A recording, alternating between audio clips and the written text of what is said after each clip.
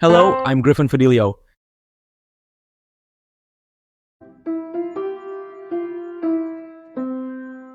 Harry Potter and the Deathly Hallows is the seventh and final book in J.K. Rowling's Harry Potter series. It was published in 2007 and follows Harry, Ron, and Hermione as they embark on a perilous quest to destroy the remaining Horcruxes and defeat the Dark Wizard, Voldemort. The trio faces challenges, loss, and revelations about Dumbledore's past. The book was adapted into two films with Harry Potter and the Deathly Hallows. Part 1 released in 2010 and Harry Potter and the Deathly Hallows. Part 2 released in 2011. I will provide you with a synopsis of this book. If you love this channel, please subscribe now. At Malfoy Manor, Snape tells Voldemort the date that Harry's friends are planning to move him from the house on Privet Drive to a new safe location, so that Voldemort can capture Harry en route. As Harry packs to leave Privet Drive, he reads two obituaries for Dumbledore, both of which make him think that he didn't know Dumbledore as well as he should have.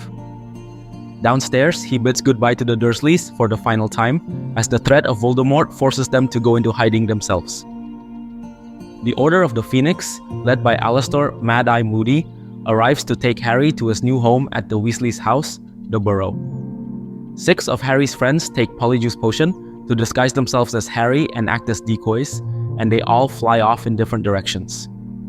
The Death Eaters, alerted to their departure by Snape, attack Harry and his friends. Voldemort chases Harry down, but Harry's wand fends Voldemort off, seemingly without Harry's help. Harry arrives at the Burrow, and when his friends get there, he learns that Moody has been killed and George Weasley maimed in the chase. Harry begins to have visions in which he sees what Voldemort is doing through Voldemort's eyes, and witnesses Voldemort interrogating a wand maker, trying to find out how to defeat Harry.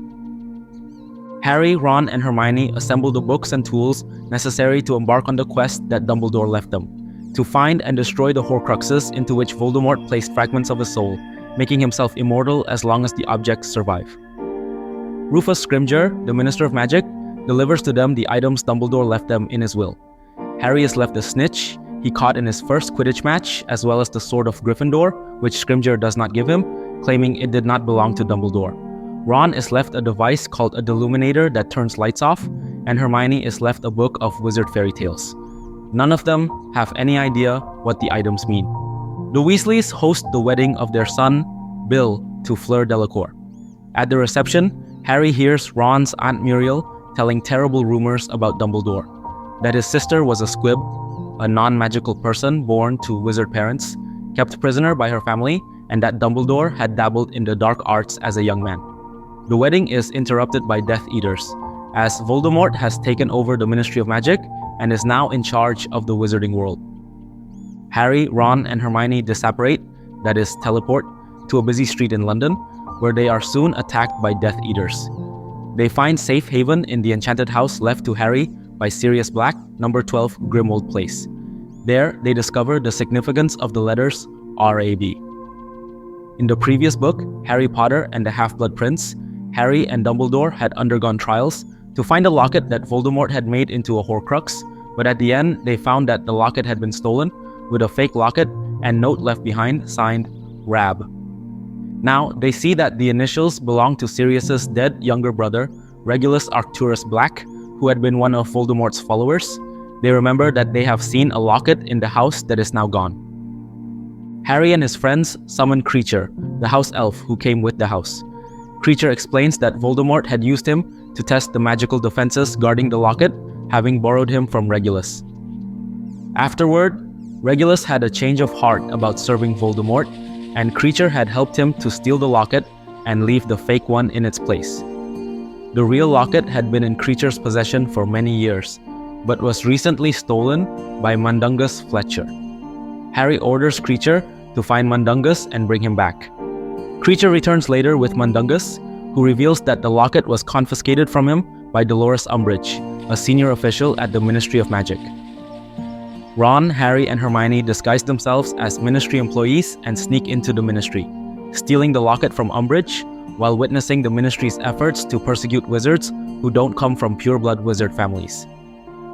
As they disapparate back to the house on Grimmauld Place, Hermione accidentally leads one of the Death Eaters inside the protective enchantments, so they are forced to abandon the house and go on the run, moving from place to place and camping in the woods. They don't know where to look for the next Horcrux, and they don't know how to destroy the locket, which is protected by powerful magic. Harry has a vision of Voldemort tracking down another famous wand-maker and looking for a young man who stole a wand. One night in the forest, Harry and friends overhear a goblin saying that the sword of Gryffindor that had been in the headmaster's office at Hogwarts is a fake. Harry realizes that the real sword of Gryffindor has the power to destroy Horcruxes and that they need to find it. Ron, frustrated at their lack of progress, gets fed up and abandons Harry and Hermione. Harry and Hermione go to Godric's Hollow, where they visit the graves of Harry's parents and see the house where he lived before Voldemort killed them. An old woman named Bathilda Bagshot leads them into her house and they follow, hoping that she knew Dumbledore and can give them the sword, but she turns out to be dead, her body inhabited by Voldemort's snake, Nagini. They barely escape, and Harry's wand is destroyed in the fight. Harry reads the new and malicious biography of Dumbledore, which claims that Dumbledore helped the dark wizard Grindelwald as a young man and may have been responsible for his own sister's death. Harry recognizes in a photograph in the book the young man whom Voldemort is seeking, and it is Grindelwald. One night, while Harry is keeping watch, a silver doe Patronus appears and leads him to the sword of Gryffindor, buried beneath the ice in a pond. Harry dives in and the locket Horcrux around his neck tries to strangle him. Ron, who has returned, saves Harry, recovers the sword, and destroys the locket. Harry, Ron, and Hermione go to visit Xenophilius Lovegood because Hermione has discovered a strange symbol in the book Dumbledore left her, and they had seen Xenophilius wearing it. Xenophilius explains that the symbol represents the Deathly Hallows. 3 objects, the Elder Wand, Resurrection Stone, and Invisibility Cloak, that were made by death and that give the owner of the 3 objects mastery over death. Xenophilius betrays them to the Death Eaters, hoping to free his daughter Luna, whom the Ministry has imprisoned, and they narrowly escape from his house. Harry is tempted to pursue the Hallows and abandon his quest for the Horcruxes. Harry accidentally says Voldemort's name, which triggers a tracking spell, and they are caught by Voldemort's followers and taken to Malfoy Manor. At Malfoy Manor, Bellatrix Lestrange tortures Hermione for information about where they got the sword they are carrying, since she thought it was in her vault at Gringotts Bank. She is very concerned about anything else they might have taken. Dobby, the Malfoy's former house elf, helps Harry and his friends to escape, along with Ollivander, the Wand Maker, Luna Lovegood, and Griphook the Goblin. Harry takes them all to Ron's brother Bill's cottage. Harry guesses that Voldemort has a Horcrux stored in Bellatrix's vault, since she seemed so worried about it, and he persuades Griphook the Goblin to help him break into the vault. With Griphook's help, Harry, Ron, and Hermione break in and steal the Hufflepuff cup from the vault, then escape on the back of a dragon. Harry learns from a vision of Voldemort's that the final Horcrux is at Hogwarts, so they travel to the nearby village of Hogsmeade. There they meet Aberforth, Dumbledore's brother, who helps them get into Hogwarts through a painting by summoning Neville Longbottom, who has been organizing meetings of Dumbledore's army in the hidden room of requirement. Harry asks the members of the DA, who are all his supporters, if they can think of an important item associated with the school, hoping such an item might be the final Horcrux.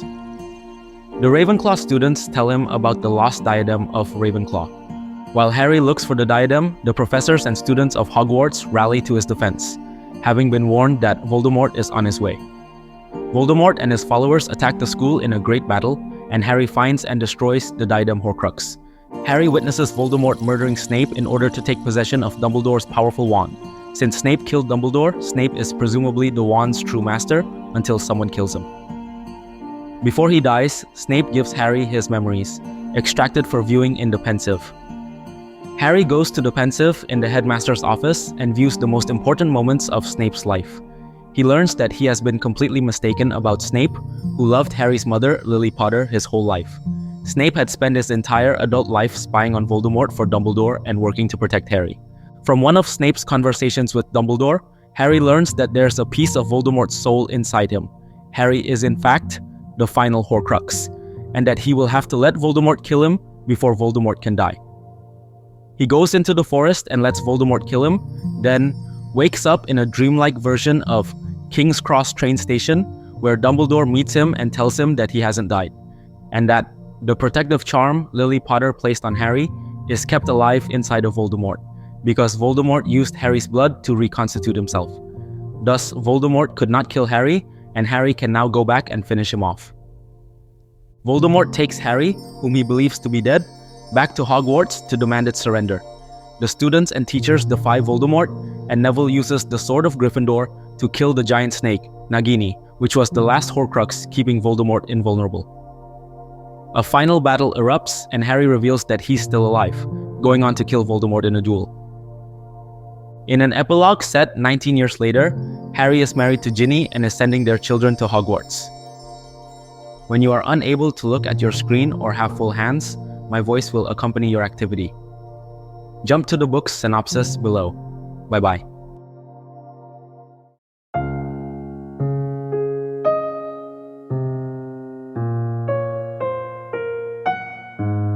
J.K. Rowling is the author of the enduringly popular, era-defining Harry Potter book series, as well as several standalone novels for adults and children, and a best-selling crime fiction series written under the pen name Robert Galbraith.